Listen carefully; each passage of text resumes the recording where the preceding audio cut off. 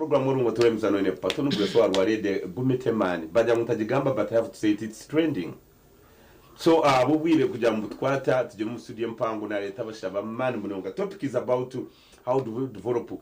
mizana injerire. It's about accountability. You arabanta bahindukira kuyanohereza mizana ngamba praising just praising konga. So mu studio na leta mabantu nsaba tugamba why is it ankore mu byemizana turukubitwira abantu binesente turi actually turi na mu system if I may say, but we are not moving on. Murebe kacheka tekorwa mbarasene struggling about charo. So today we are going to discuss about Ankole vis-a-vis as a regions in terms of football development na growth na bitumchona kandi ecyanshemeze kirungi abenyi no mu studio tubagenyi mu field ya sports bagitahiremo ne bagimaya konka kwamba tamusente na Kaminda fruit karungi buno ka Pepsi kenyine nyanganye nko murukore nkunkunywa konko mwe na kwasa wastani akokushara na konka tayo konka na karumu. So elizoba kanyakire Mushabe Osborne twatya kumureta mu kimanya konka disemna izo mu kike kindi cyo kuranza ari Ankole chango not only Mbarasite yabe nagambera konka kabe nko muhumugisha oyanzuro mu butongore no mamwe no kwanzura umuntu obundo sangene cywasigayo kandi kitakora je iwe nyine uri mu studio. So kabanza yanzura aiza kwanzura densa kwa chana no Dizo Osborne. Sometimes you might think nabarongo kwangana satu barongo we shall get to know it ekikoro takarga TV West abaromwena musunke bitekate ko byanyu Ankole ne basa competing atana region zezini ekindi aje Ankole kapa ibagamba ne basa kube yamani munonga mazima yamba bana bitu okudevelopingira mu talents zabo tubenko ko vantu rabi abazungu kutentu rwana abantu bembagamba seno aronko mburuzo mwe bambe nyicuratira Radio West yashaba almost marasim janti komye mu stopping ko gashano matokaji stopping yashaba munonga ati mukama ki kusaba n'ikintu cy'umutakagira umunseje na aseno kutwara kiko nareba datu rukundo that love very mpango. Can we also say it ikintu kusaba mukama Ankole kapeje be amanu musiyona ebinsa kwantu buganira. So nakwakira Mushabe we baramukuru pato n'uguresi kabaterine nyewe nubanyeta Osborne Mushabe ndi mugambirizo w'ekitongore cyanera narashi spokesperson wa w'ekitongore cy'ukore ndangamuntu omuyanga ryona bamukutumanya kandi nindiga katenge to muri banda konke cyo mugisho muri umurungi ninzarwanya kayojo mbarara in fact nyo n'umukuru pato nikabitenye karamuko nyo n'umukuru pato n'uguresi nzarwanya kayojo tukuzire kumwe turahamwe. So na mbarara ni mandiki omunyambara my brother so nizarwa mbarara nyakayojo atwagira muside cyo basato yatabgarwa rero konka no kirungi umuntu ko kubo inabantu bintu kugera side akwata na mbarara nimba nagaraka yinkuzarwa na nazibanda ahinkutura kanaza mitoma uremba mitoma kana mitoma naho numuka wanyiteza. So Ankole ne yitsi twena bano mugufu briefly takiro mitoma what's the connection mitoma kuna jiro munera omwaka 2019 nka registrar wa district na ba deployed ekitongore neshe bakama banje ba deployinga mitoma kukorera yenko umuntu wawe nabembere ndanga muntu nkanira registrar 2019 natandika gukora mitoma 2020 ngakora mitoma emyaka 3 nka registrar wanira nashe wendanga muntu konga kunagira mitoma nashanga bari abantu barunje mununga very cooperative nyese ko muri Ankole taro district n'abantu bari cooperative abantu barunje mununga nka district ya mitoma hati nashanga ngo mitoma ibyo tubasaje mobilizinga tutungure talent. So cyanyanguhira kutandaka ibintu by'empira na Toreza Mbarasite twatandaka ni district yo muri Ankole yabanze kuzanana na empira y'amashaza twakwata consensus wazete amashaza ba General Kaindo Tafire ba Honore Thomas Tayebwa bona bijacha ibatwa support ari no mugiga wanje engineer Posiano batuteka nkahi vibe. So atwashanga ngo mitoma yabona kugira ki amani kandi ndikona nimbasa gukora ki kugire cyero buyobwe tuzo mu Ankole Cup twa semi finals and so at vibe yazaho aho kuna rajona jantu konka kangari kibanda ni mprompera gutakozere ki gutine man uko tuzibanda 2024 atibanda finals. Then last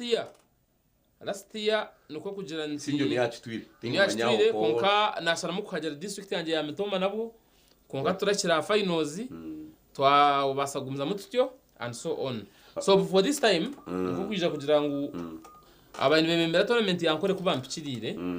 kugira ngo bafune muri branding na championduka nuko kushaba ngo to taking over tournament age nuko kurunda abantu abo gukora nabo. So nto nafunira umukuru ogu Osborne turiyasingura ari mu studio nakuma nagamara n'abandi na engineer Jackson byaragaba tukafuna Rolet Honorable Thomas Tayibwa nka patron tukabona Honorable Mwine mpaka naba Ed Kenzo nka brand ambassadors ntuko banzuro mbwire bwo mu mishoho twafuna district sezindi na nabakuzebembera. So this is where we are. Ankore Cup netandike biro mukaga by'ukwa mukaga omuru bushenyi kunga takashikireyo ministerium twinuma emikorebere yo ne yija takashikira mukoro urwo kubanza kosha nyicyakare tunecho kweta press conference twine ba member ba parliament banya bakunda by'imizana bakwagira youth nuko wari mu Kampala tubine bakugamba ari Tomorrow is the Sunday urwo kubanza muzachukora Kampala where Kampala okay because mbara twafunde press conference kandi twenda n'abantu ba Kampala then ebiri 19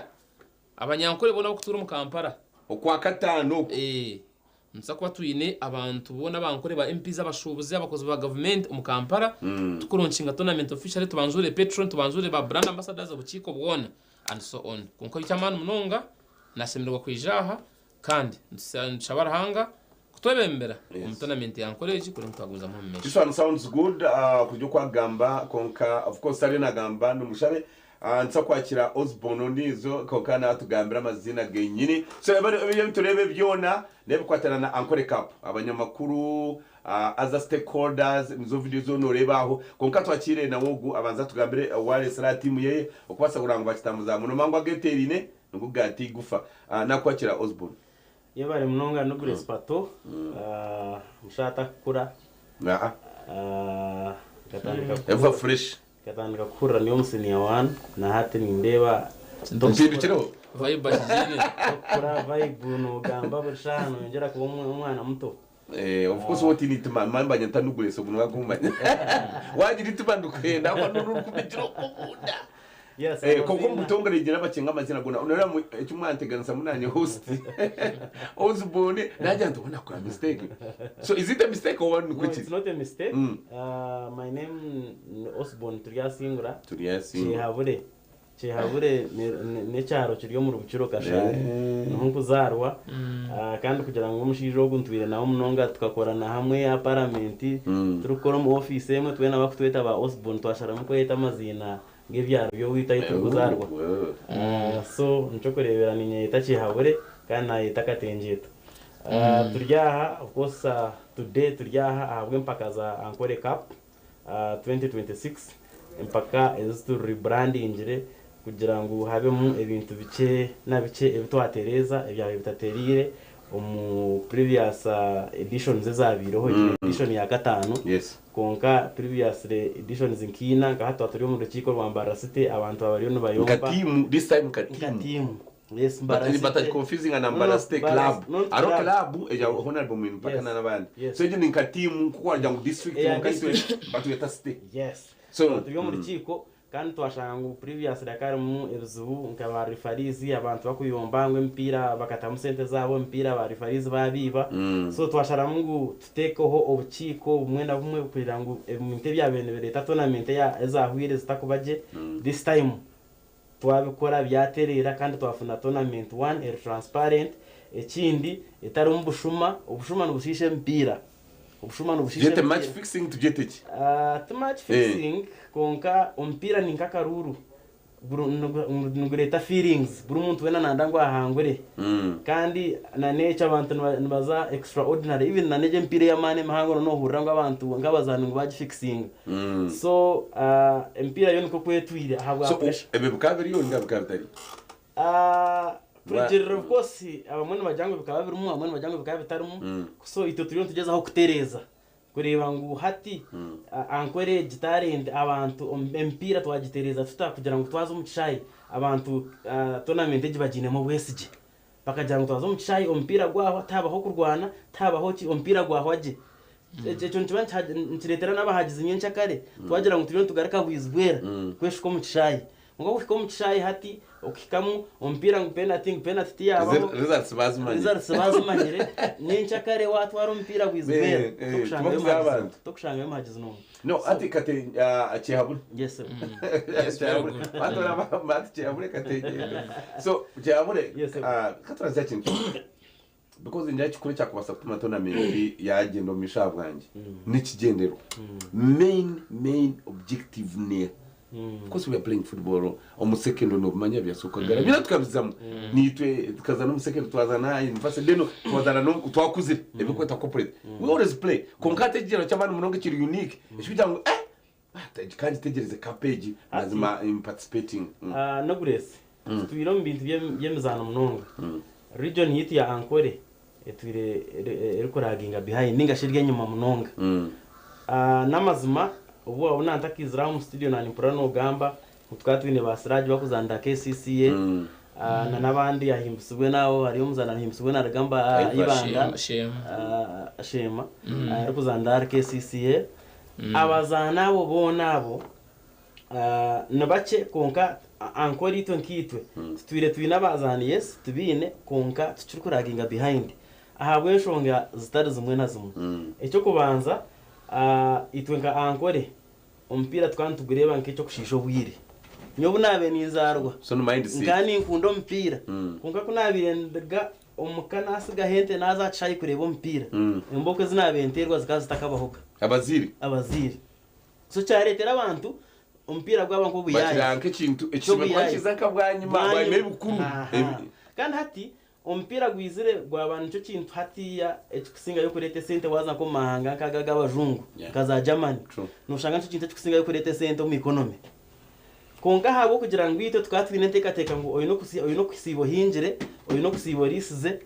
wotarisize tokabaho empira yaze nyuma no bakabashiringira abazira ako bakambara ni yabera inka source of income yes ato mu mpira gwawe akatakara ngo umuntu mbamugura actually nja publicize bwa atko muzana bakore sente nyingi so hatona no kero we talk about the local product akaye bazungu basa kugira ngo amu fiction yabwa publicity konka hatona menteje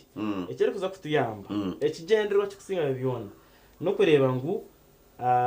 abana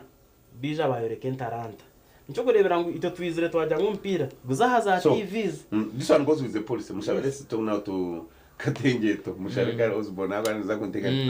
okay abantu twakize gamba munonga TV nimbasa kubagamira right now no kugira ngo Ankole Cup the name itself Ankole Cup kungashi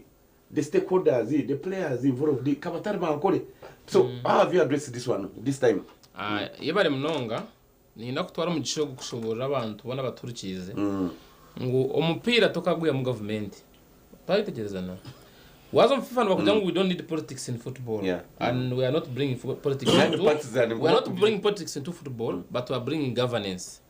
nako nyino mpeda chikanje munonga nkamo ihanga rya England kandi beno nakutandikira umwaka gwa 14 England katandika kushoza za passport nashenda kushanga ngo nobasa kwandikisa ofune passport nashiki indanga muntu wanyetegereza indanga muntu wize bwanyuma konkano ngo katandika kari kujya ngo Patrick Kabatene ku rwarire nyakayejo mu Uganda tukatandika gukora indanga muntu 2019 nena so tumasa ngo indanga muntu zitakabire komoni kibenshi gumera kumanya Patrick Kabatene no wankahi so n'abantu ababendo batekaho ebintu nkebyo kugira ngo bateke nko mpira ushanga batakufuye ko sindanga muntu tubona kumanya umuzani wambara no wa Antonde no konkito kutwize mutwaje ngo kitongore cyanera katuchikoze senge kitongore kitu cya government programs zitondanga muntu buzuroza hategesha nsakosa munonge ndanga muntu twesena munonga ho kuruga buri district ne kwanditsa abazani 25 abazana 25 squad players abazana 25 bashimye ko bazarwa mu district ejo noza kucimanyota endanga muntu Evans nani ari umwana wanje ari mu control room Evans anyina kantako kankwatire kurungi munonga akwa nyenda kuza Carfari ngo later yagira nka incident yabo akamushabeza kwa mwina kandi kabatakosa national ID kabazana so Evans nyambuka rukodi jya kushobora umushizo tukakipinga for records atuno zo turamanye ngo kitongore cyanira n'ikitongore cy'amana munongo nti omuyanga ntoni gisabantu how to use national IDs in sports ntikosa tendanga muntu mbyemizano wanyetegereza so nikimanisa ngo kuzana mu tournament ya Ankole kwerebere Bushenyi district toko kimasa ngo Bushenyi n'umuzana wo kweta Hirare Mukunda no wa Vipers Seira Rugumaho wa Buru Jacob Kamwese Gegeshari ya Victoria University ni Ashraf Rwebembera RDF ni Mbumbu Tarema Edwin akuzanda 6 o'clock so kimasa ngo abona bazana bakuzarwa nkahi Bushenyi so ntakwitsa ngo Bushenyi ane kisabazana na 20 nto expecting amaga mazina kunga kujya ngo mpira muri Ankole no gukura no gukura turamwe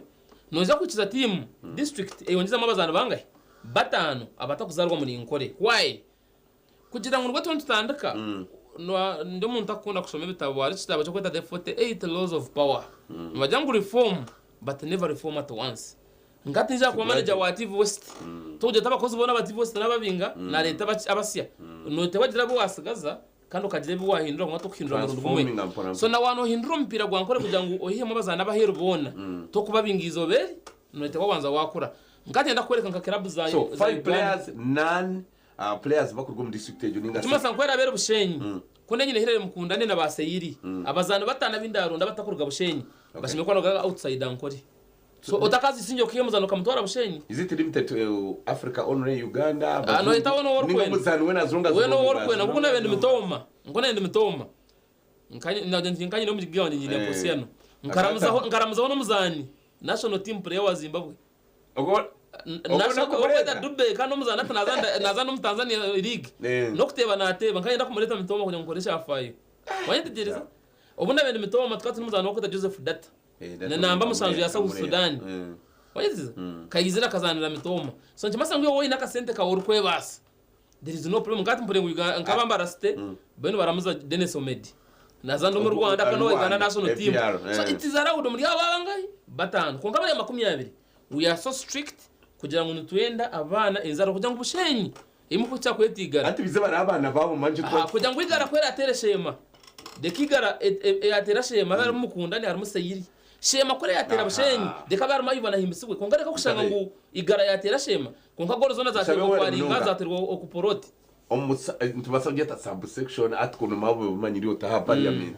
now constitution of 1995 now it will chiringu on back to 11 did you put any rule kugira at least local players should be like 7 mat kan kubuzi just dani ndoni kwizera no bataka kwata batano bona bakabatamu bakatoba loko baki ruka chonche kora first 11 ndabazani 11 nana jango bachiba batarenga batano ntimasanga bo mukorere nibinje kasi why can't we have 9 one kabasha to at least na jango reform but never reform at once 48 laws of power cause mbere muzansa squad usanga bazana 28 bona hatara kuzarwa mu district mwenye na kwa provision ito tuzenga abantu abasya twajango katukiza district izana se homa 20 bomuka batano bakuruga hero na tubanzo kasima humwe nayo weka oboza kugira now katika kewa chehabure yes sir mbara yiti of course yakare konkakashara so tournament never muchona kirinkekere cyango munonga are we in a kind of fiction or we are seeing reality no mabi never bakutestingire kureba iki kintu kiro akwese ebiro mukaga byo kwa mukaga that's when we having opening yes now can you confirm for me at least nyona muko mushaba kweta as deputy speaker no manya ukitinisa samunonga Thomas Taiwa ninjiro kwikiriza I don't think ikitinisa cyana kutwata asitambuka mukantu kakuburabura nugurese icyo kubanza ikinte kine cyamani nito abantu abakira umuturu abantu baburijo ntabwo tirashoga ngo ari umutata kutina abiyata ndacyaba hakaturuka nito abakira umwe cyo kubanza tuyabashije abo vunanizwa kandi turi abantu abatambuyireho one ugamba deputy speaker is one of us we are just not just going to look for a deputy speaker is one of us so I can assure you ngu naza kubaro twan tugamba ngo twine ankwere dinner yaba members ba parliament ito tuturo mu parliament tukozere nabo nabamwe tubahagire nabamwe tuba supportingire kubijo mu parliament so ebiti bya fixing no ebintu biruriyo so nuguresi iwe so tutegereze yari cyo tukakasa press conference nangwe kairika ngo there's difference with the previous one nurwo kubanza ko kuyakugamba turanze ha press conference yakamba yo press conference Kampala nuza kureba membaza ba parliament abaraye baruho twinoho dinner iyo biri 10 niyo rakwereze kishane how these games are going to be. All right, sir. That's interesting. Bogja okay, of course, man kan katambura muri kagenda anteko kwata abuntu buke munonga Osborne Chirungi akari muri Mbara City. Just you only give me percent. Mbara City survive or not, because much as we do Ankole Cup nsakwa cyo kushwazana. Ankole Cup kuba ne successful ne tambraje Mbara City bagishazo. Umubugufu bakutureba program yeje mutakaje mu tugize mu Ankole Cup just. Umushijo gunananye na nako engineer Jackson byaragaba. We have been long time season ticket holders of our team ya Mbara City Football Club. Petro president arabonere bo mwine mpaka konga nkito yo kumanya munongo mpira abantu abamahero babaza kumanya mpira konga kumanya munongo mpira ngabo kumanya English Premier League English Premier League ngoko daliza West Ham Tottenham Rwanda relegation wasi obonero makumyana it is very hard to be relegated from the English Premier League chikaba no kuba cause chigumira kusa points makumyana ko barchi relegated akono te kubwana no kuza kusharwa so Uganda Premier League nono itaga points 30 survive Mbarasa tune confirminga wale wazisia kasizo ni yo kubanza 2017-18 Uganda Premier League tukasurvivinga tune points 32 wayiteze kahonera akaguha konga twamaza twazo mu bindi by'amani mbwe ntate kiruho this time round ekiro nabarelegate ga teams ibiri nabarelegate ga teams ibiri ntubere mpirena teams zose don't competing nazo chamber of course na Carvalho nerga yumbe medigo team ndizo rya hansa baje bahimba nerga hoima chikube district hata mipira ine twine ntawuzana muna buhimbejo ito tune points zitu 20 uja utamara kutera buhimba it's enough so tukwetaga kubona so mbarara site we shall not be relegated nyinda kubahamiza team yitereho kandi twarguma nkore cup we want also to rebrand and rejuvenate mbarara site abazana mbiyo mutona onarebo mwine ekazi ntakubya mona yana manya tukamuhoma umuzano wakazo arjirom Joseph akandwa na wakatwire nazana nyamti baratari wamana munongo bazande buheju tware umuzana y'wamani mbarase sayini yabazana binji ku rugo mutona mentage nimbasa no kubakushomera wano yenda kugira ngo ufukerarte twe abarjiro mutona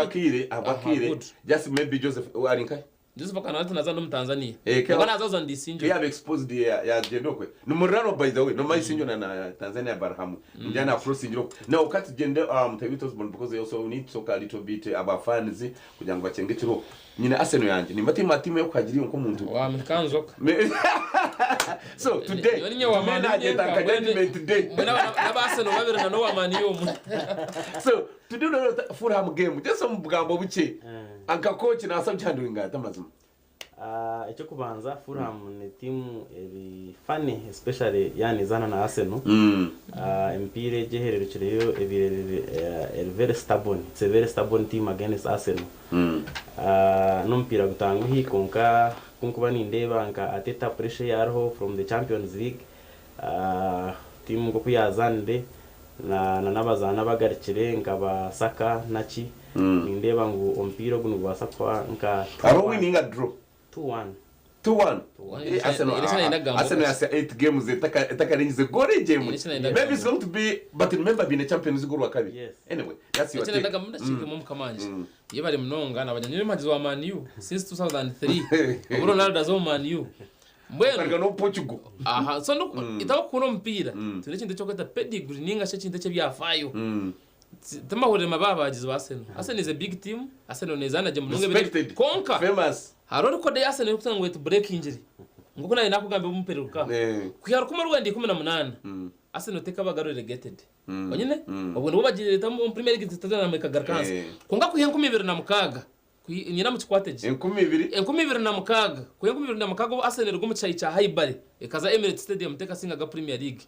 wanyitiza haho myaka 20 so kuyenga 2006 kuya Arsenal bwo go mu cyayi cya Highbury ekazo Emirates teka singa English Premier League mbere tukaturinde atune chafaye turebe Arsenal nenda kusinga chikopo cyo kubanza mwako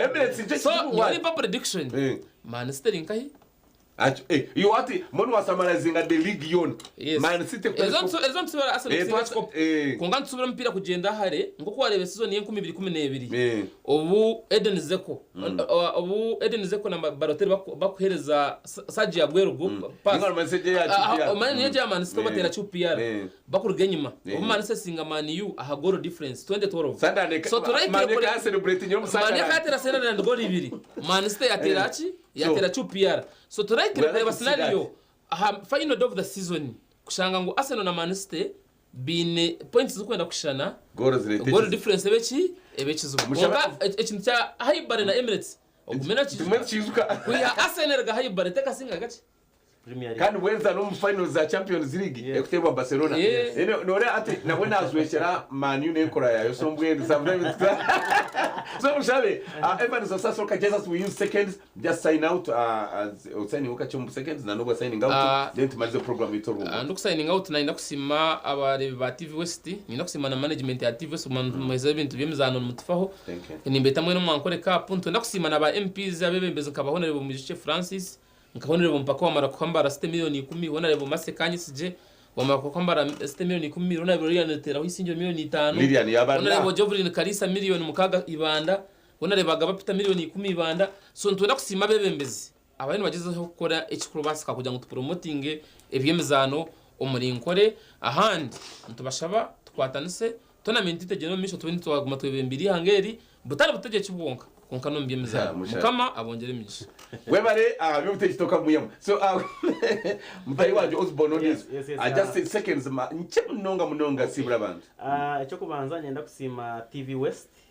namwe na Radio West na media houses zona aho kureta bakora publicity yamani ankore cup mukashesha kanandikiye habure buri muntu wena yanambuza ankore cup ekikumanyisa ngu the media houses are really doing a good job ekinkubasa kuba promisinga ningasheche kuba nkaba organizers beji edition ya ankore cup 2026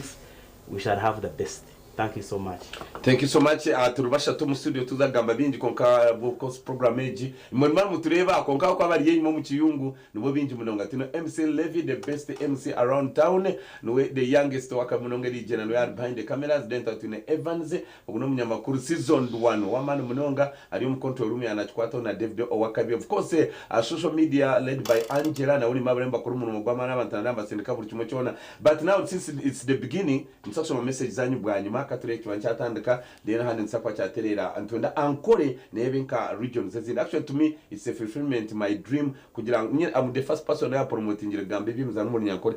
bakajya ngo tukwasa gambe bimza no muri yankore abantu bakakunda no kugambira muri yankore niyo timasa kugombe kindi kintu I create my own identity. So I create my own identity. I'm going to take mushaba kubagamba no wanya keza nategereza mukati konka kibaza kungambira breaking news omupira gwo kubanza gwambara city team guri nyakayizo witenye no mu cyaro yari nyakayizo secondary school ina no mu kikona kasi nyo ndi wambara city district kandi nye captain bitko mukaniye chini nozana nanye actually na group ezoba a WhatsApp group abakashara babatizizi na Russia kugira ngo rekeze maziteganisa sate yabo batanga kugeta mbara stage bagetanga geta mbara ruru yabona enkoko kandi ibyo koko tsamuga banyuma so batu kashari is very strong by the way ensache kurwo mu cyaro tugira mu town ni mbaraste koga ibyo natsaku mutanka bwanyuma of course the TV aba program ejo kugira ngo tujimariza of course aba program ejo tutamuzi neza interesting mutakazi fero kito katshore tugende tutegereze turebe magamba dinner press conference rwo kubanza dina ebiri 19 kategereze ibyo ebirarge Kampala mazima tugira ngo akore kapu igaketebekane ebiyamana munonga wene Patton Douglas inoho mushabe Osborne na munwani wanje Osborne che habure bye bye.